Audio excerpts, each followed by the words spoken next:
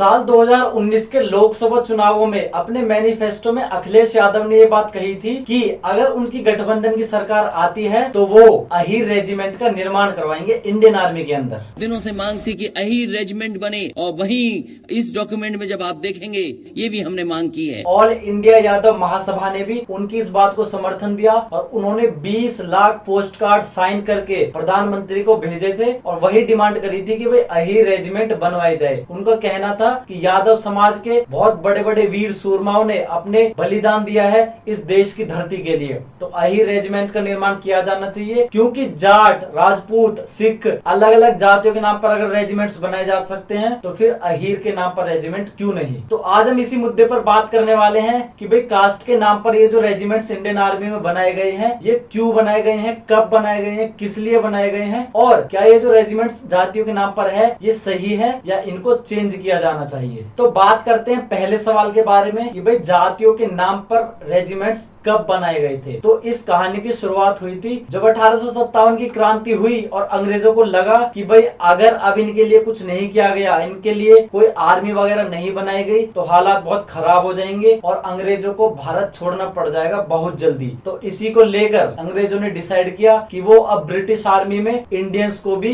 Recruit करेंगे, क्योंकि England से बहुत बड़ी आर्मी को बुलाना पॉसिबल नहीं था। इसलिए उन्होंने डिसाइड किया कि कम पैसे में क्यों ना इंडियंस का ही यूज किया जाए। तो ब्रिटिशर्स ने जोनाथन पील कमीशन नाम के कमीशन बनाई और उनको काम दिया गया कि इंडिया के कुछ ऐसे रीजन्स को और कुछ ऐसे ग्रुप्स को ढूंढो जो कि अंग्रेजों के लिए लड़ सके, जो कि लॉयल हो, कदकाठी उनकी तगड़ी हो और जितना वो जब तक चाहे अंग्रेजों के लिए फाइट कर सके। तो उस वक्त पर ईस्टर्न और साउदर्न इंडिया में बहुत ज्यादा रिवोल्ट अंग्रेजों के खिलाफ हो रहे थे, इसलिए ब्रिटिशर्स ने जो है डिसाइड किया कि वो साउदर्न और ईस्टर्न पार्ट से रिक्रूटमेंट नहीं करेंगे और वो नॉर्दर्न इंडिया जाएंगे, यानी कि दिल्ली, हरियाणा, पंजाब और राजस्थान के क्षेत्र में। यहाँ पर उनको पता था कि इंडियंस ने सालों से मुगलों से लड़ाई करी है और वो लड़ाई करने में बहुत ही ज्यादा कैपेबल है। अब अंग्रेजों ने आर्मी में रिक्रूटमेंट के लिए भारतीयों को दो भागों में डिवाइड कर दिया, martial class, non martial class. तो मार्शल क्लास क्या थी अंग्रेजों के हिसाब से? वो क्लास जिनकी कदकाठी अच्छी होती है, जिनमें लड़ने का एक जज्बा होता है, यानी कि उनके खून में ही एक लड़ाई होती है। और नॉन मार्शल क्लास क्या होती है? जो कि लड़ाई करने के लिए अनफिट होते हैं, कदकाठी जिनकी अच्छी नहीं होती और जिनमें लड़ने का जज्बा नहीं होता। अब ये जो रिक्रूटमेंट कास्ट के नाम पर की गई थी, इसको करने के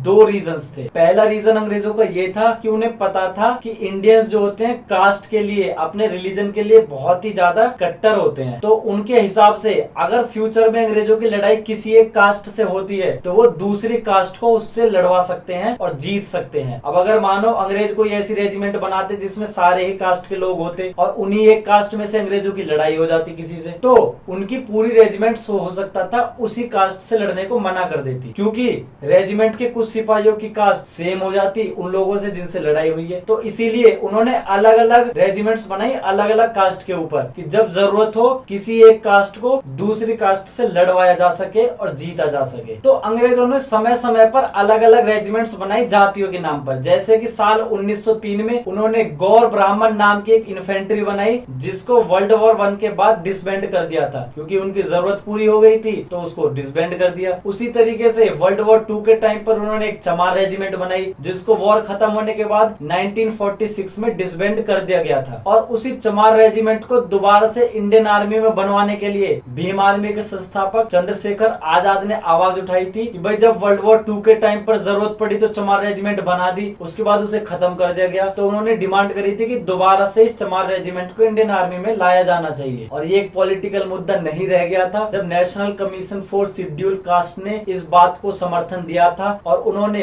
तत्कालीन डिफेंस मिनिस्टर मनोहर पार्रिकर जी को एक लेटर लिखा था और कहा था कि भाई चमार रेजिमेंट को दोबारा इंक्लूड किया जाना चाहिए इंडियन आर्मी के अंदर। इसी तरीके से समय समय पर अलग अलग जातियां आवाज उठा चुकी हैं अपनी जाति के नाम पर रेजिमेंट को लेकर। एग्जाम्पल के लिए आपको मैं बता दूं कि यूपी से बसपा के सांसद मलूक नागर ने भी संसद में आवाज उठाई थी और उन्होंने कहा था हमारे भी गुर्जर जाति के नाम पे फौज में गुजर रेजिमेंट की स्थापना की जाए। बहुत बहुत धन्यवाद साहब। कि गुजर रेजिमेंट बनाई जानी चाहिए, क्योंकि गुजरों ने कई सौ सालों तक पहले मुगलों से लड़ाई लड़ी और फिर अंग्रेजों के खिलाफ उन्होंने क्रांति में बहुत बड़ा योगदान प्ले किया था। जैसे कि आपको पता होगा सहारनपुर में काले आम पर जो फांसी दी गई थी, उनमें सबसे ज्यादा फांसी पर लटकाए जाने वाले लोगों में गुजर ही थे। फिर धन सिंह कोतवाल जी का नाम कौन नहीं जानता, जिन्होंने अंग्रेजों के दांत खट्टे कर दिए थे। लेकिन आजाद भारत में 1947 के बाद से आज तक कोई भी रेजिमेंट जाति के नाम पर नहीं बनाई गई है और इंडियन आर्मी ने ये क्लियर कर दिया है कई बार कि वो कभी भी किसी भी जाति के नाम पर कोई भी रेजिमेंट नहीं बनाएगी। लेकिन ये जो चीज अंग्रेजों के टाइम से अब तक चलती आ रही है, इसके जवाब में इंडियन आर्मी ने क्या कहा है वो हम आपको वीडियो के अंत में बताएंगे। ये तो बात हो गई इंडियन आर्मी की। अब हम बात करते हैं कि प्रेसिडेंट की सिक्योरिटी में जो लोग होते हैं वो भी किसी एक खास कास्ट से बिलोंग करते हैं या किसी भी कास्ट के लोग प्रेसिडेंट की सिक्योरिटी को ज्वाइन कर सकते हैं। तो एक रिपोर्ट के अनुसार 150 लोग प्रेसिडेंट की सिक्योरिटी में होते हैं जो केवल 3 कास्ट से बिलोंग करते हैं, हिंदू, जाट, जट, सिख और राजपूत। साल 2017 में हरियाणा के रहने वाले गौरव यादव ने सुप्रीम कोर्ट में एक पिटीशन डाली थी और उन्होंने कहा था कि भाई मैं प्रेसिडेंट की सिक्योरिटी में जाने के लिए जितने भी क्राइटेरिया है सबको फुलफिल करता हूँ, लेकिन क्योंकि मैं इन 3 कास्ट से बिलोंग नहीं करता तो क्या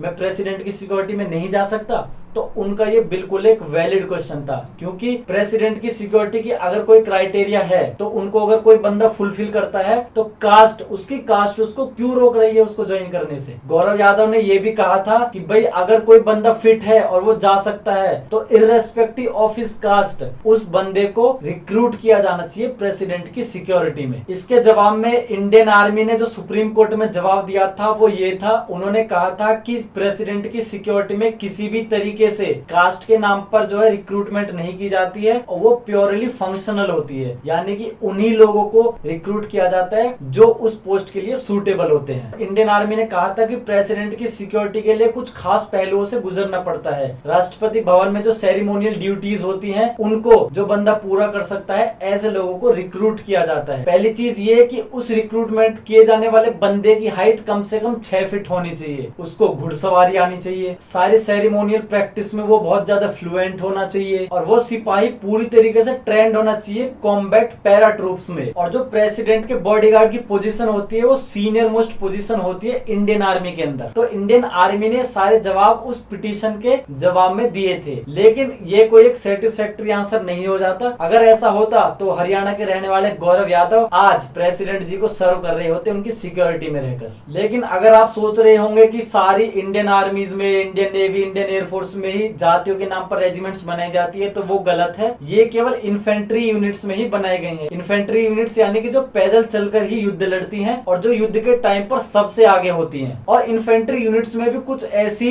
रेजिमेंट्स है जिनमें अलग अलग जातियों के लोग मिलकर लड़ते हैं। जैसे कि राजपूताना राइफल्स में इक्वल नंबर ऑफ राजपूत और जाट होते हैं, उसी तरीके से राजपूत रेजिमेंट के अंदर equal number of Rajput, Gurjar और मुस्लिम सिपाही होते हैं। और आजादी के बाद जो कुछ स्टाफ बनाए गए थे जैसे सपोर्ट स्टाफ, टेक्निकल स्टाफ या फिर आईटी स्टाफ, ये सारे स्टाफ में किसी भी तरीके की जाति के आधार पर रिक्रूटमेंट नहीं की जाती है। अब हम चलते हैं उस सवाल के जवाब पर जिसका आप लोग बेसब्री से इंतजार कर रहे हैं, वो ये कि भाई क्यों इंडियन आर्मी में जो कास्ट के नाम पर रेजिमेंट्स बनाई गई थी वो सालों से चलती आ रही है और आजाद होने के बाद उनको क्यों चेंज नहीं किया गया है। तो इंडियन आर्मी का कहना है कि भाई कुछ रेजिमेंट्स जो बहुत पुरानी है उनसे उनके सिपाहियों को एक हायरार्की और एक ओल्ड एज वाली फीलिंग आती है। उनको लगता है उनकी भावनाएं जुड़ी हुई है उनकी एक रेजिमेंट के साथ। फॉर एग्जांपल हम बात करें मद्रास रेजिमेंट्स की, तो मद्रास रेजिमेंट अंग्रेजों के टाइम पे 1660s में यूरोपियन रेजिमेंट के नाम पर बनाई गई थी। उसके बाद 1748 में इस रेजिमेंट को बटालियन बना दिया गया था। अब आप सोच सकते हैं कि इस रेजिमेंट का कितना पुराना अपना एक इतिहास है, यानी कि 300-400 साल पुरानी ये एक रेजिमेंट है।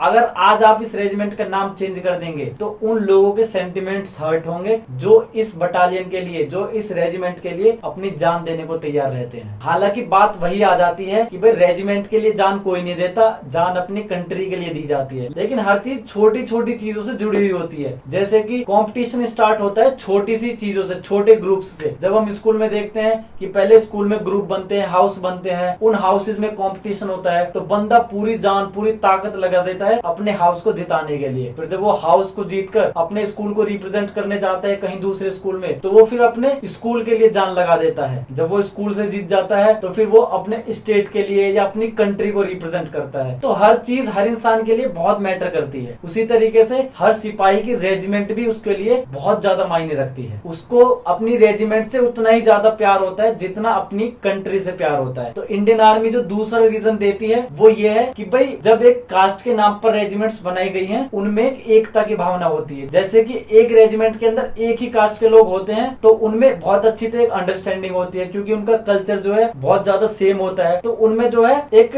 बहुत अच्छी बॉन्डिंग बन जाती है जो कि युद्ध के टाइम पर काम आती है कंट्री के लिए। इंडियन आर्मी का कहना है कि भाई इसी तरीके से जो चीजें चलती आ रही हैं उनके बहुत ही अच्छे परिणाम हमें देखने को मिले हैं। और युद्ध के टाइम पर इंडियन आर्मी अपनी पूरी जान लगा देती है, सारी रेजिमेंट्स मिलकर। तो जब ये चीज हमारे लिए काम कर रही है तो हम उसको क्यों ही चेंज करें। जब इंडियन आर्मी के लोगों को दिक्कत नहीं है, वो लोग उसी तरीके से काम करना चाहते हैं और लड़ाइयां भी जीत रहे हैं, तो उन्हें क्यों ही चेंज किया जाए, कोई सेंस बनता नहीं है। इस वीडियो में दोस्तों इतना ही। उम्मीद करता हूँ आपको वीडियो पसंद आई होगी। अगर आपको वीडियो पसंद आई है तो वीडियो को लाइक करें, कमेंट करें और हमारे चैनल को सब्सक्राइब करना ना भूले, क्योंकि ऐसी ही अच्छी अच्छी वीडियोस हम आपके लिए लाते रहेंगे। तब मिलते हैं अगली वीडियो में, तब तक के लिए जय हिंद, जय भारत।